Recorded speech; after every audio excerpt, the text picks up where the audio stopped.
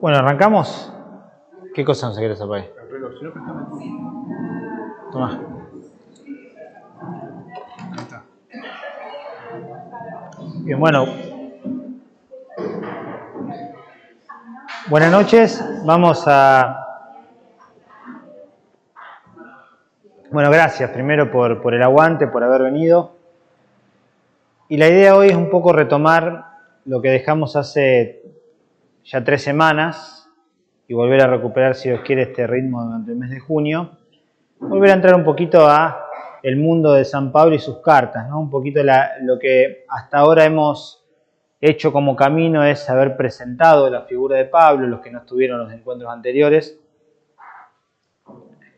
presentar las claves de acceso a la figura de Pablo, es decir, a Pablo lo conocemos a través de sus cartas, a través de los Hechos de los Apóstoles, y lo último, empezamos a ver los grandes temas que se desprenden de las cartas de Pablo, la justificación y la fe la vez pasada, y hoy nos va a tocar entrar en otro tema muy importante en Pablo, que es el Espíritu y el Evangelio. Pero para no cansarlos, no nos van a escuchar ni a Lucas ni a mí. Hoy hemos convocado a alguien muy especial, un estudioso de Pablo, un tipo que, pregúntenle lo que sea, porque el tipo la conoce, la tiene clara, y nos va a ayudar un poquito a entrar en esta otra dimensión de Pablo, que es el Evangelio, ¿no? Ustedes la palabra Evangelio la han escuchado un montón de veces. Bueno, Pablo tiene una lectura muy particular de lo que es el Evangelio.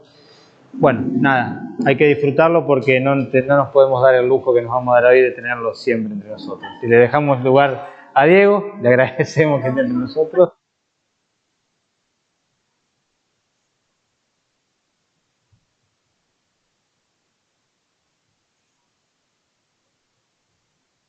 Ahí ya está, ¿no?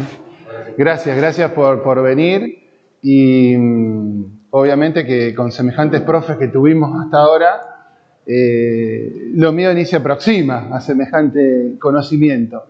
Pero bueno, la idea es contarles un poco lo que dice Seba. Es cierto, a mí tanto San Pablo como Salver, para mí son, más allá de lo que vemos en el Evangelio, lo que leemos en la palabra,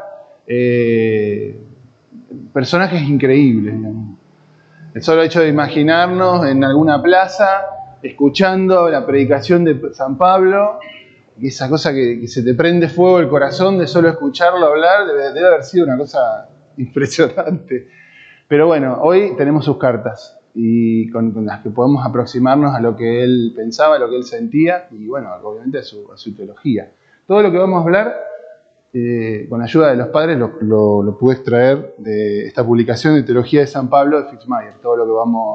Casi todo lo que yo voy a decir, que fue muy accesible, es muy accesible, se puede leer muy bien y se entiende perfectamente. Así que me ayudó un montón el librito este, se los recomiendo.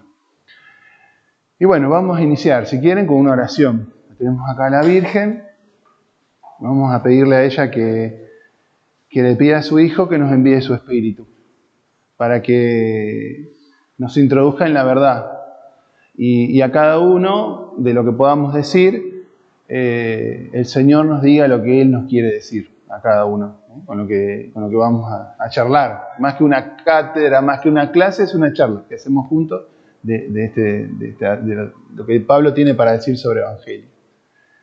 Dios te salve María, llena eres de gracia, el Señor es contigo. Bendita tú eres entre todas las mujeres, y bendito es el fruto de tu vientre, Jesús. Santa María, Madre de Dios, ruega por nosotros pecadores, ahora y en la hora de nuestra muerte. Amén. Virgencita de Luján, ruega por nosotros. Bueno, vamos a empezar con la definición, la etimología de la palabra Evangelio. Y después vamos a ir introduciéndonos con algunas preguntitas. Evangelio es una palabra compuesta que viene del griego bueno, es algo bueno o el bien, y ángelos, mensaje. Mensaje o mensajero, ¿sí? Entonces, de algún modo podemos decir que es un buen mensaje, una buena noticia. Esto de ángelos no es casualidad, ¿sí? Los mensajeros. El ángel es el mensajero de Dios, por eso esto de, cuando decimos ángel, viene de esto de ángelos. Buen mensaje, buena noticia. Ahora, si yo les pregunto a ustedes, ¿qué es una buena noticia para ustedes? Si decimos, a ver, que me cuenten qué es. ¿Qué piensan ustedes? ¿Qué sienten ustedes? ¿Qué es una buena noticia? Nos alegra. ¿Qué más?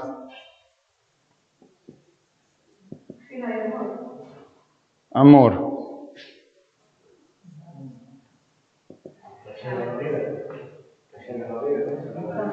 Pues es la re buena noticia, pero no nos metamos en eso porque a ver si me genera más pasión que San Pablo, así que dejémoslo ahí. Esperanza. ¿Qué más? Vida. Bien.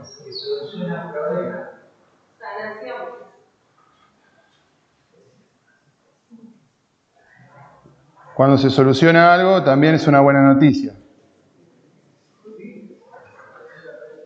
¿Sí?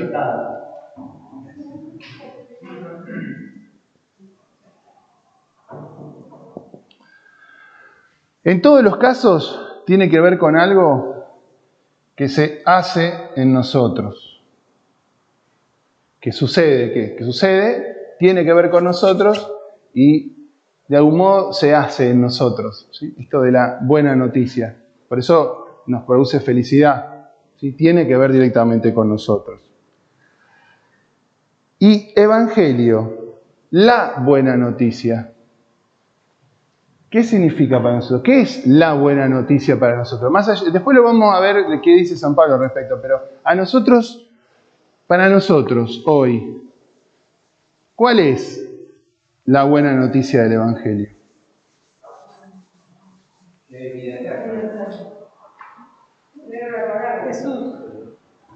¿Cómo? Que el Señor está con nosotros. El Señor está con nosotros. ¿Qué más dijeron? Vida eterna. Leer la palabra de Dios. Está con nosotros, vida eterna. Leer la palabra de Dios. ¿Qué más? Si lo tenemos que resumir en una sola cosa, ya alguien ya lo dijo. Cosa, va, Dios mío. Jesús. La buena noticia para nosotros es Jesucristo. La persona de Jesucristo. Él. Encontrarse con Él, para nosotros, es la buena noticia. Y ahora vamos a ver si eso tiene o no que ver con lo que pensaba San Pablo y por qué. Entonces, la buena noticia para nosotros es Jesucristo. A ver quién tiene... una cosa importante. Lo que vamos a ver hoy tiene que ver con San Pablo. Yo los invito a que busquemos también en los evangelios cómo los distintos evangelistas abordan el tema del evangelio. ¿Qué es para cada uno de los evangelistas? Cuando hablan de evangelio, lo podemos leer en la palabra, ¿a qué dicen? ¿Qué se refieren? Y lejos de ser distinto, como cada uno fue mencionando distintas cosas, tiene que ver con esto de cuando nos encontramos con alguien, supongamos que estamos todos acá y nos encontramos con alguien, charlamos un rato con él, conocemos a alguien, después si nos preguntan sobre esa persona, cada uno de nosotros va a dar una distinta interpretación, una distinta idea, ¿sí? Una distinta opinión, a pesar de que todos opinamos sobre la misma persona. En este caso no estamos hablando de cualquier persona, estamos hablando de Jesús. Por lo tanto, ese abordaje del Evangelio es distinto según cómo llegó, cómo impactó en cada uno de los evangelistas que escribieron el Evangelio. San Pablo es el autor que más menciona la palabra evangelio en toda la Sagrada Escritura, más de 54 veces. Y entonces vamos a entrarle de lleno al tema. Yo no sé quién tenía la primera carta de los Corintios, a los Corintios capítulo 15. Versículos del 1 al 4. ¿Tu nombre? Gabriela. ¿Lo podés leer bien fuerte y claro? Hermanos, les recuerdo la buena noticia que yo les he predicado, que ustedes han recibido y en la cual permanecen fieles.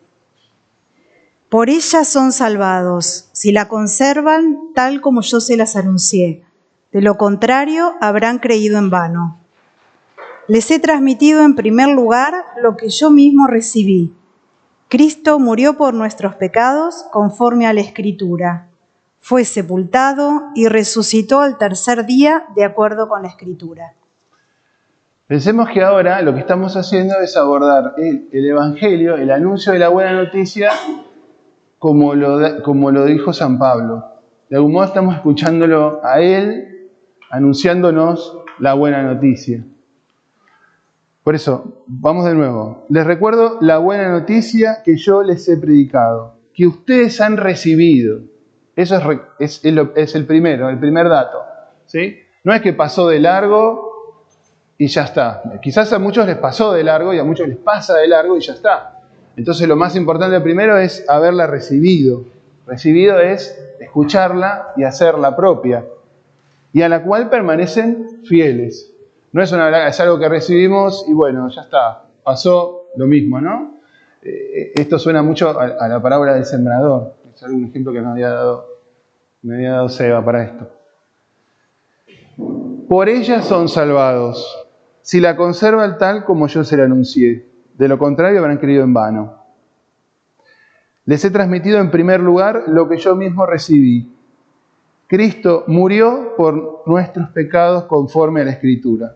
En otra de las cartas dirá, fue crucificado, ¿no? Su muerte de cruz, y es el centro, el núcleo de la predicación en ese sentido de San Pablo. Anunciamos, predicamos un Cristo crucificado, ¿sí? Escándalo para los judíos, pero es poder de Dios para la salvación. Eso lo vamos a ver ahora. Fue sepultado y resucitó al tercer día, de acuerdo con la Escritura. ¿Quién tiene la segunda de Timoteo, capítulo 2? ¿Sí? Bueno. ¿La leo? Sí, por favor. Acuérdate de Jesucristo, que resucitó entre los muertos y es descendiente de David. Esta es la buena noticia que yo predico, por la cual sufro y estoy encadenado como un malhechor. Pero la palabra de Dios no está encadenada. ¿Sí? Entonces, ¿qué podemos decir cuando habla de buena noticia todo el tiempo? ¿Qué dice San Pablo? ¿Qué dice? ¿Quién es? ¿Qué es? ¿Quién es? Lo mismo que dijimos nosotros hace un ratito, ¿no? Jesucristo.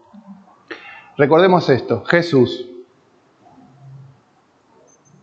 La palabra Jesús, el nombre Jesús, ¿qué quiere decir? ¿Se acuerdan?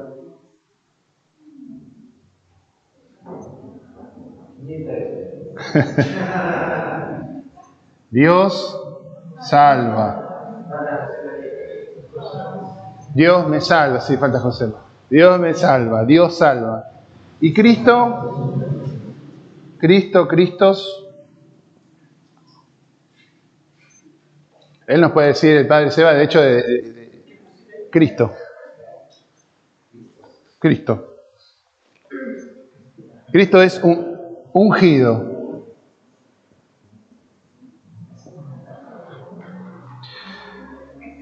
Dios salva. Cristo ungido. Se ungía a las personas o a los reyes para darles una misión. ¿Sí? Aquellos ungidos eran los que tenían una misión. Y la misión de Jesucristo es justamente lo que dice la Escritura: dar su vida para la salvación del mundo. Por tanto, Dios nos salva por medio de su Hijo Jesucristo, ungido, que tiene como misión dar su vida, pasión, muerte y resurrección para darnos la vida a nosotros. ¿Sí? Por eso todo el tiempo lo vamos a ver que cuando menciona a San Pablo habla esto de Jesucristo, Jesucristo todo el tiempo. Jesús no es solo Jesús solo, ¿no? Y no es cualquiera el que da su vida para la salvación del mundo, es justamente el ungido, Cristo. el Hijo de Dios. Es Él quien se entrega. Y esto creo que también, si lo mencionó Seba, lo mencionó también Lucas en los otros encuentros. En ese tiempo, digamos, se sacrificaba un animal, o sea, había toda una cuestión con el culto, con los judíos, para alcanzar misericordia. Dios es el que hace el sacrificio para reconciliarse con nosotros, y no sacrifica cualquier cosa, ofrece a su propio Hijo, ¿no? Después, al final del encuentro, vamos a ver por qué, pero bueno, ese es el núcleo de la predicación y tiene que ver con este tema del Evangelio. Entonces, para San Pablo no es una historia, el Evangelio no es una historia, no es un relato, no es un suceso histórico, no es algo que se escribe en una crónica y se cuenta. Para San Pablo, el Evangelio, la buena noticia, es Jesucristo, la persona de Jesucristo, el encuentro con Él, la fe en Jesucristo. ¿Quién tiene Romanos 1, de 16 a 17? ¿Vos? Lo dirá también, lo hemos escuchado de San Juan Pablo II, ¿no? Que nuestra fe, lo que nosotros creemos, por lo que venimos a misa y vivimos, nuestra fe es por el encuentro, no es una serie ni de normas, ni de leyes, ni de dogmas, es la fe y el encuentro con una persona, que es la persona de Jesucristo. ¿Sí, Adrita? Yo no me avergüenzo del Evangelio porque es el poder de Dios para la salvación de todos los que creen, de los judíos en primer lugar y después de los que no lo son. En el Evangelio se revela la justicia de Dios por la fe y para la fe, conforme a lo que dice la Escritura: el justo vivirá por la fe. Todo lo que vamos a seguir ahora tiene que ver con esta carta, este pedacito de la carta a los Romanos. Es como inicia y que de algún modo presenta el tema que después desarrolla. Pero las cartas puntualmente las vamos a desarrollar después, las van a desarrollar tanto Lucas como Seba. Entonces dijimos que el Evangelio no es solo un suceso o un acontecimiento, y acá lo menciona, porque es el poder de Dios. O sea, no es solamente un conocimiento intelectual, no es solo decir, creo, me adhiero, sí, te creo que es el Hijo de Dios, sino que es una fuerza que se propaga y comunica a los hombres. Una interesante analogía para explicar esto, para tratar de aproximarnos a esto, es por ejemplo una piedra que cae en un estanque y se van expandiendo las ondas, ¿no? Este gran acontecimiento, este devenir de Cristo en la historia, resuena a lo largo de todo el tiempo, hacia el pasado y hacia el futuro, y a su vez a todo el universo y a toda la creación. No es un suceso más o un acontecimiento más, es el suceso, es la buena noticia. Y a su vez también se vuelve a dar y se da todo el tiempo en la celebración, en la misa, ¿no? El sacrificio pascual. No es algo que ya sucedió y ya fue, sino que se renueva, se da todo el tiempo. Dios sigue, este es un suceso que sigue resonando a lo largo del tiempo para la salvación de la humanidad toda y la renovación del universo. Por esto es que dice, es el poder de Dios, ¿sí? Para la salvación de todos, los que creen, de los judíos en primer lugar y después de los que no lo son. No hay, muchas veces por ahí hemos pensado, o por lo menos a mí me ha pasado mucho, y esto de si no había otra manera de que nos pudiera salvar. ¿Por qué tuvo que ser así, no? Si vos sos todopoderoso, podrías haber hecho, exacto, un abracadabra y ya están todos conmigo, ya están todos salvados. Esto es mucho más que un abracadabra. Y tiene que ver con eso. Y a su vez es muy importante que siempre que abordemos estas cosas entendamos que es un misterio. Podemos acercarnos mucho, podemos hablar mucho, podemos estudiar mucho, podemos entender mucho sobre esto, pero nunca vamos a llegar más que a una pequeña parte de lo que esto significa y de lo que es, ¿no? Es un misterio. Tiene algo que podemos entender, pero hay mucho más que todavía no lo conocemos y no lo podemos entender, y lo entenderemos y lo conoceremos cuando estemos con Él, cuando estemos frente a Él. Igual que le pasó a San Pablo, que por revelación, este encuentro que tiene con Jesús, que cambia para siempre su vida, dicen que lo tira del caballo, aunque la Escritura no dice que lo tira del caballo, y después queda 3 días ciego. Eso es algo, siempre decimos eso, que lo tiró del caballo, siempre decimos eso y en realidad eso no está en la Escritura. Y después tuvo 3 días ciego, ¿no? No hay nada más que... Bueno, poder de Dios. La primera de los Corintios, capítulo 1, versículos 22 a 24.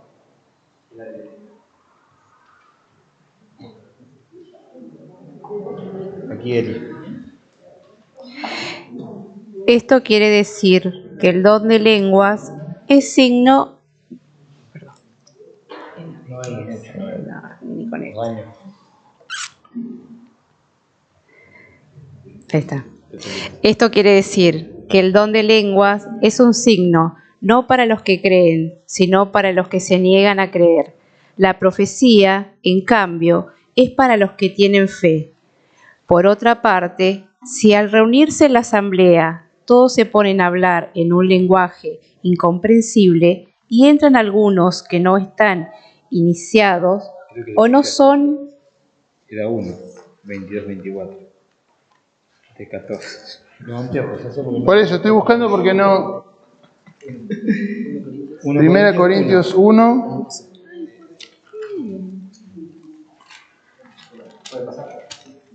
Obvio. No, 1 Corintios 1. Fíjate la cita que tenés. Paciencia, que ya seguimos, ¿eh? Ahí vamos, ahí está. Ahora sí. 1, 22, 24. Me puso nerviosa, sí. 8, 14. Por favor, 20, 22. Ahí está. En efecto. Ahora sí, vamos.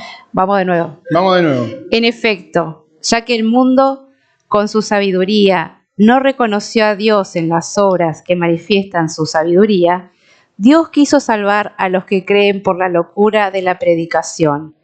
Mientras los judíos piden milagros y los griegos van en busca de sabiduría, nosotros, en cambio, predicamos en un Cristo crucificado, escándalo para los judíos y locura para los paganos. Pero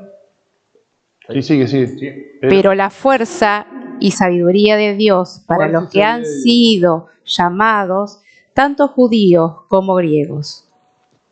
Fuerza y sabiduría de Dios. Lo vuelve a decir ahí. 22. Nosotros, en cambio, predicamos a un Cristo crucificado, escándalo para los judíos y locura para los paganos, pero fuerza y sabiduría de Dios para los que han sido llamados, tanto judíos como griegos. Ese abracadabra que decíamos en base de mágica, en realidad lo que muestra es el poder de Dios y no es un abracadabra, sino que es su Hijo, Jesucristo. ¿Quién tiene Romanos 1:16? Bueno, lo dijimos recién, lo leímos recién. 1:16. Acá está. Yo no me avergüenzo del Evangelio porque es el poder de Dios para la salvación de todos los que creen.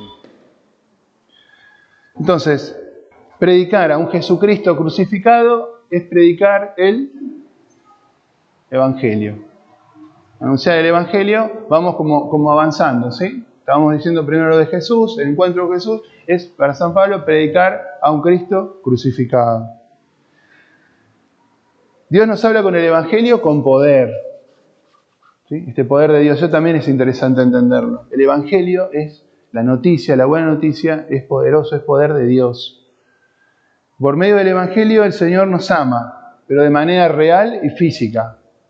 El Evangelio es Cristo crucificado que da la vida por nosotros. Nos salva, como lo decíamos recién, y por eso vamos a avanzar un poquito más. Y nos indica el camino, nos muestra un camino de esperanza, que también lo vamos a mencionar más adelante. Todo esto, tanto este amor como esta salvación y la esperanza cristiana, provienen de su gracia, de la gracia de Dios.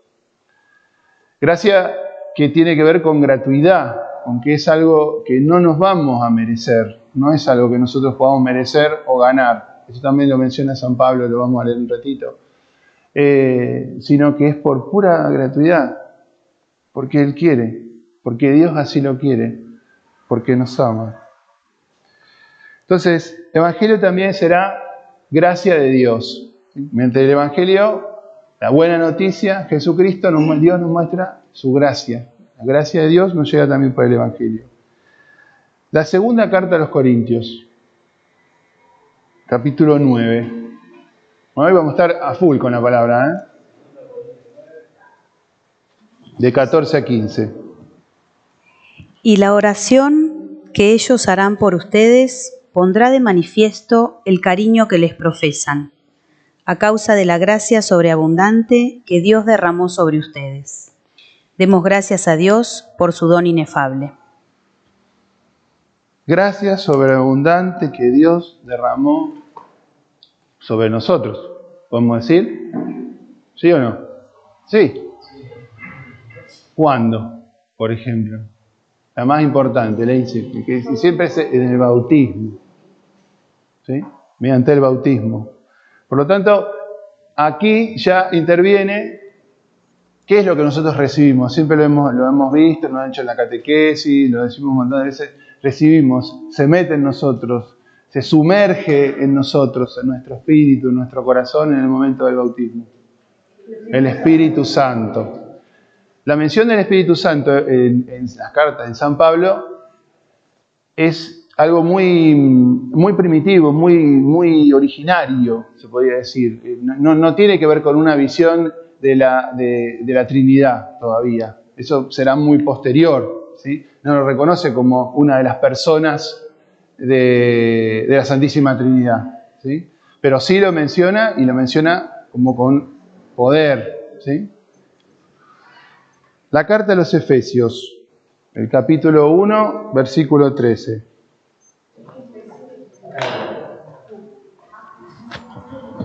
En él, ustedes, los que escucharon la palabra de la verdad, la buena noticia de la salvación, y creyeron en ella, también así han sido marcados con un sello por el Espíritu Santo prometido.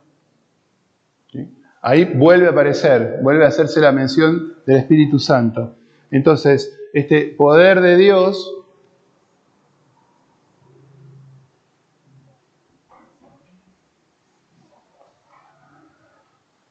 se manifiesta en Jesucristo, en el Evangelio, y en el Espíritu Santo. Ambos anuncian en el Evangelio, ¿sí? Por esto esta relación importante del Evangelio, la buena noticia y el Espíritu Santo. ¿Sí? Actúa con poder y no lo hace de cualquier manera, sino lo hace por medio del Espíritu Santo, lo que Dios hace en nosotros. Romanos, capítulo 8, versículos 1 al 4.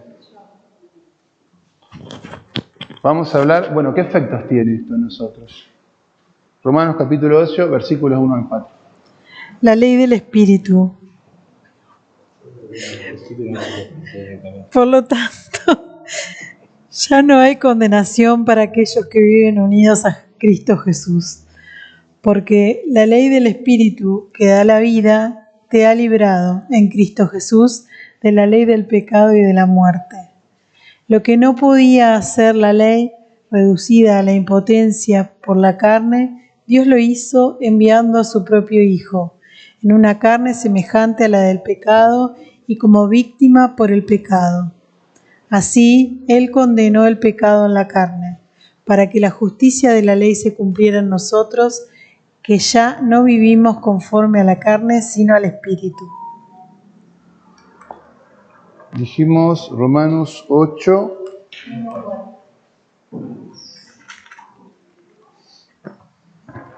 Por lo tanto, ya no hay condenación para aquellos que viven unidos a Cristo Jesús. Así, para que la justicia de la ley se cumpliera en nosotros, que ya no vivimos conforme a la carne, sino al Espíritu. Que viven unidos a Cristo Jesús, que viven en el Espíritu. Más adelante, en otras cartas, con mucha más profundidad y mucho más detalle, cuando se analice la carta a los romanos, cuando hablemos sobre la carta de los romanos, Padre Sebastián o Lucas, no sé cuál de los dos lo va a hacer, se profundizará en esto, ¿no? Entonces, ¿cuál es la vida en el Espíritu? No tiene que ver con el cumplimiento de la ley, esto es lo que dice acá, la salvación, alcanzar la salvación, tiene que ver con otra cosa, ¿qué? Con una vida en el Espíritu, ¿sí? Creer tiene que ver con vivir en el Espíritu. Romanos 1:17 lo podemos leer, ya lo leímos al principio, pero ¿que lo tienen por ahí?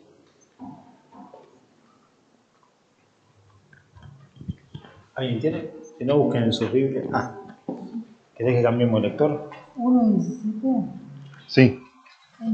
En el Evangelio se revela la justicia de Dios por la fe y para la fe. Conforme a lo que dice la Escritura, el justo vivirá por la fe. El justo vivirá por la fe. Esto se engancha con el encuentro anterior que hablábamos de la justificación por la fe, que parece como, yo cuando lo escuchaba, como una fórmula matemática, ¿no? La justificación por la fe, tema 1, saquen una hoja, ¿no? Pero se nos va la vida en esto, en entender esto. La gratuidad y el amor de Dios, que ese amor no es vano, sino que es con poder, que es entrega de su Hijo para nuestra salvación. Y que no hay una serie de normas para cumplir, obligaciones, que si yo cumplo todo esto, entonces estoy salvado, y si no, no, guarda si me olvido de alguna, no va por ahí. Entonces, ¿ya estamos salvados? Sí. Ya está. Bautizamos, ya está, listo, pasamos todo por el bautismo, listo. Yo he escuchado mucho de eso. Bueno, yo tenía, por ejemplo, le voy a contar algo. Yo cuando tenía un compañero en el secundario, que él obviamente no era católico, él era cristiano evangélico. Y vivía haciendo montones de líos. De hecho, era uno de los que se sentaba en el fondo. Y era terrible, todo el tiempo, jorobando, todo siempre haciendo macana. Yo decía, ¿pero por qué? Digo, calmate un poco, ¿por qué eso es así? Mirá que eso está mal. ¿Por qué está mal? Me decía él.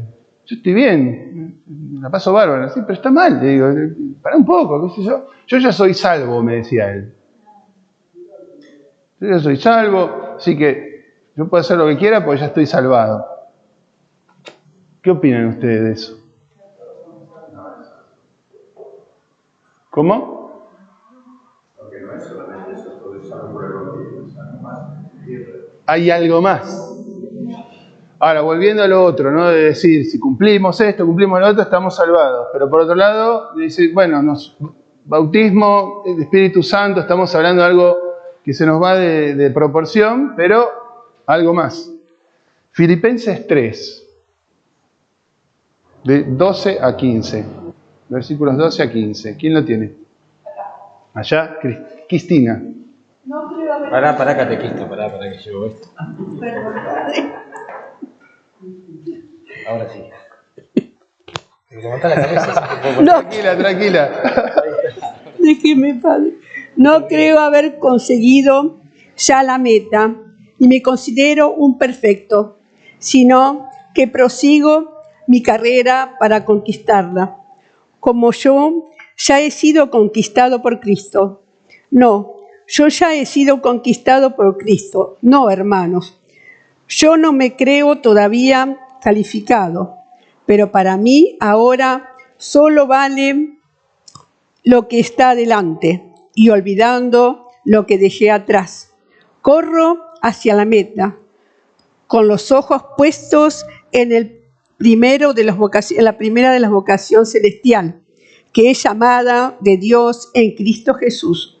Todos nosotros, si somos de los perfectos, tenemos que pensar así. Y si no ven todavía las cosas en esta forma, Dios los iluminará. Yo lo voy a leer del pueblo de Dios. Lo mismo que viste. Esto no quiere decir que haya alcanzado la meta San Pablo, ni logrado la perfección. Pero sigo mi carrera con la esperanza, hace un rato lo mencionaron ustedes,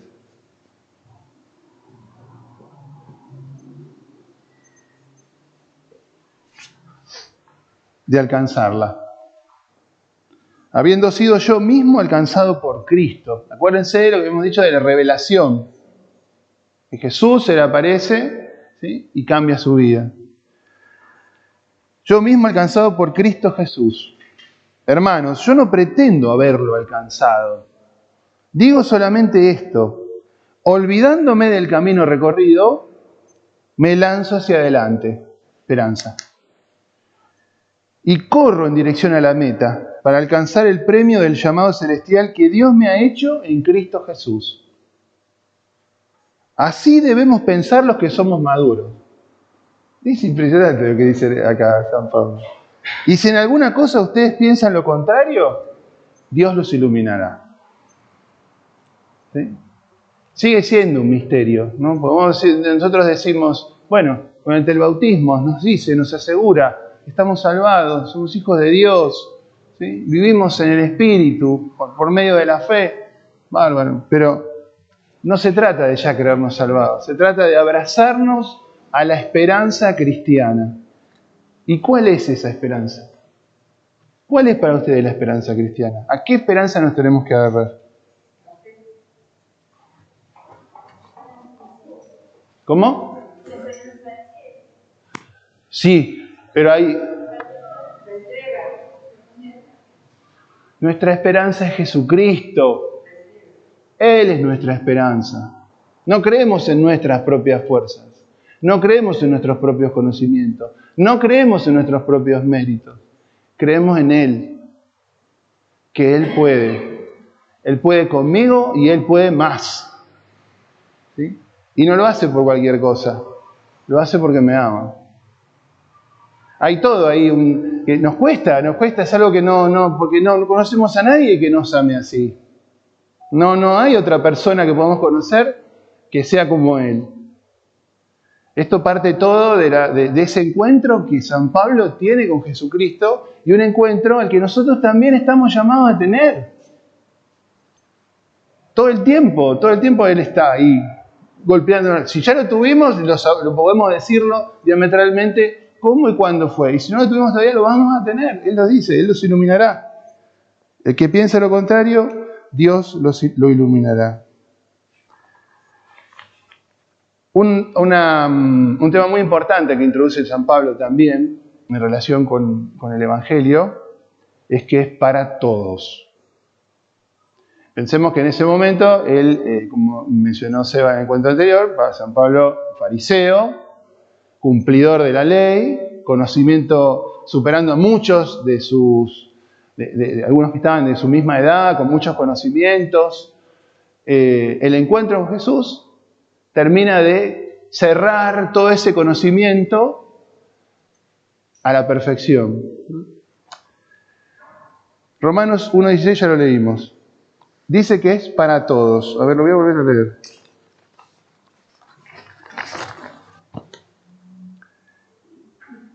Yo no me avergüenzo del Evangelio porque es el poder de Dios para la salvación de todos los que creen.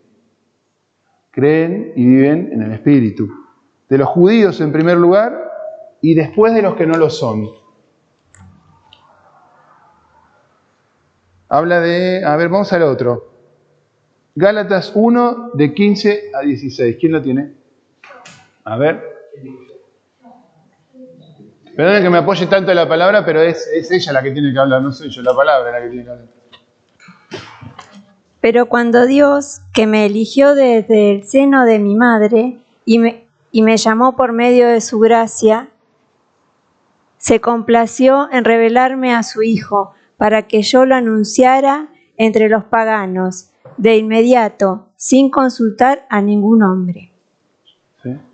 Vieron que él no es que tiene este encuentro con Jesús, esta revelación, y entonces se va a Jerusalén a hablar con los apóstoles y decirles, mirá que me pasó esto. No, lo envía a anunciar el Evangelio a los paganos, a los gentiles, a los que no son judíos, a los que no conocen la promesa, a los que no conocen al Dios que se menciona, el Dios de nuestros padres, ¿sí? Esta misión dada por Dios. ¿Quiénes son esos gentiles de los que habla San Pablo? Todos los que no son judíos, ¿no es cierto? ¿Sí? ¿Y quiénes somos los gentiles de nuestro tiempo? ¿Qué piensan ustedes? Los no bautizados. ¿Cómo? Los no bautizados. No es una pregunta que por ahí yo se la voy a responder. Quedémonos con eso. Porque muchas veces nos pasa, todo esto nos llama a tratar de sacarnos de encima esto de que hay un otros y hay un ellos. Estamos nosotros y hay un otros, nosotros, ¿sí? Esta salvación, este anuncio, este sacrificio de Cristo de amor por todos, es por todos. Es por todos, no solo por los que están bautizados, no solo por los que conocen al Señor, no solo para todos. Y ahí radica la enorme importancia que le da San Pablo a la predicación. Entonces, me desvivo por el... ¿Qué sería yo si no anunciara el Evangelio? Para todos. Porque es importante que lo sepan, que lo reciban, como habíamos leído hace un rato, y crean y sean fieles a ese mensaje, a esa buena noticia. Quedémonos pensando con eso, ¿sí? Yo lo invito, esto de quiénes somos los gentiles de nuestro tiempo. No, somos lo pongo a propósito para no sentirnos afuera de los gentiles, ¿no? ¿Quiénes somos? ¿Quiénes somos nosotros? ¿Para quién somos gentiles nosotros? Estamos afuera de algo. Romanos 10, de 12 a 13. ¿Quién lo tiene?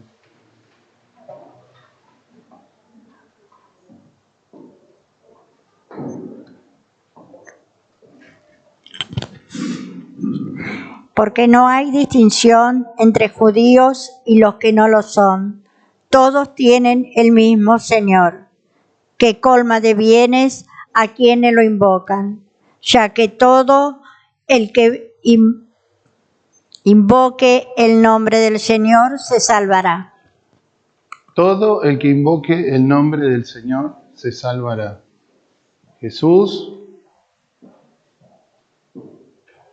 Dios salva. Dios sálvame. Todo. No dice el que lo conoce, el que lo invoca. Todo el que lo conoce. Obviamente, el que no lo conoce no lo puedes invocar, pero digo, todos.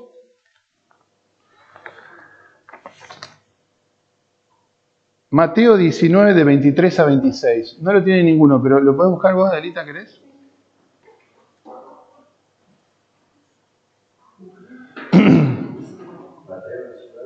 De 23 a 26.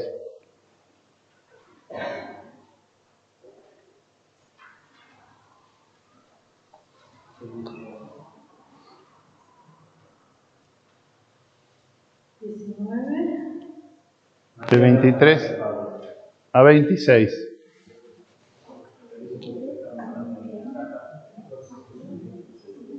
Acá Marcelo me encontró por Marcelo de tecnológico. Tiene el celular. Dale, es más fácil. Dale.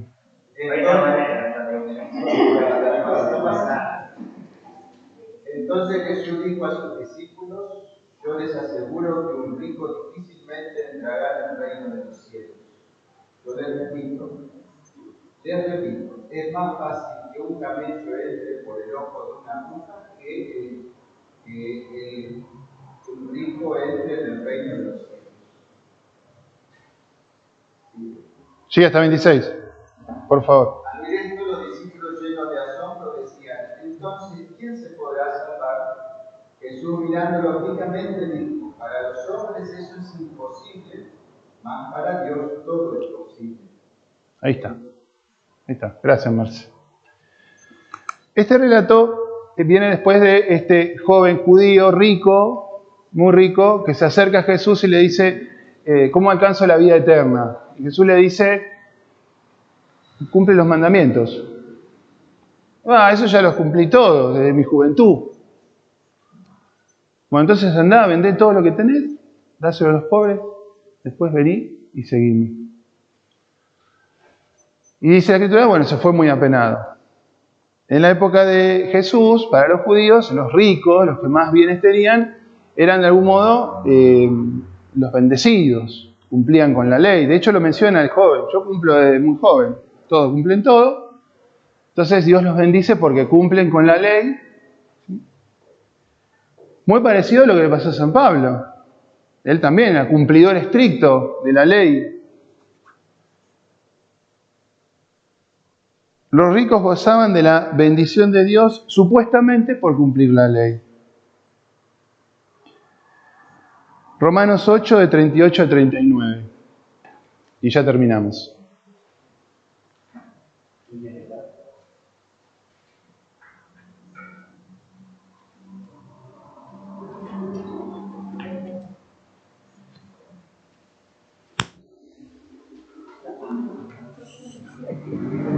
¿29, no? 29. 8. De 29. 38 y 39. Porque tengo la certeza de que ni la muerte ni la vida, ni los ángeles ni los principados, ni lo presente ni lo futuro, ni los poderes espirituales, ni lo alto, ni lo profundo, ni ninguna otra criatura podrá separarnos jamás del amor de Dios manifestado en Cristo Jesús nuestro Señor. Cuando los discípulos le preguntan, ¿quién podrá salvarse entonces? Si ellos cumplen con todo, si ellos son bendecidos por Dios, y no, ninguno de ellos, los ricos difícilmente podrán entrar al reino de los cielos. ¿Cómo? Si ellos, entonces, ¿quién podrá salvarse? No es por ahí, es por otro lado. Jesús no le podrá decir ahí, Jesús no me podrá decir por mí. Es por el amor de Dios. Este poder que dice, para Dios todo es posible ¿por qué? Porque nos ama, por su amor. Porque tengo la certeza de que ni la muerte, ni la vida, ni los ángeles, ni los principados, ni lo presente, ni lo futuro, ni los poderes espirituales, nada, ni ninguna otra criatura podrá separarnos jamás del amor de Dios manifestado en Cristo Jesús, nuestro Señor. Entonces, Jesucristo, Evangelio, buena noticia. Jesucristo, nuestra buena noticia. Jesucristo, nuestra esperanza.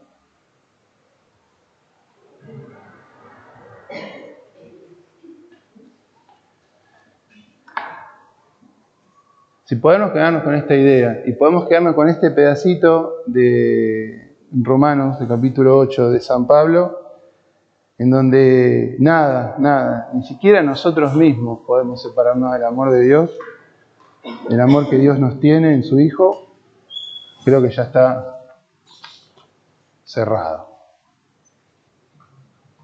Muy bien. ¿Alguna pregunta?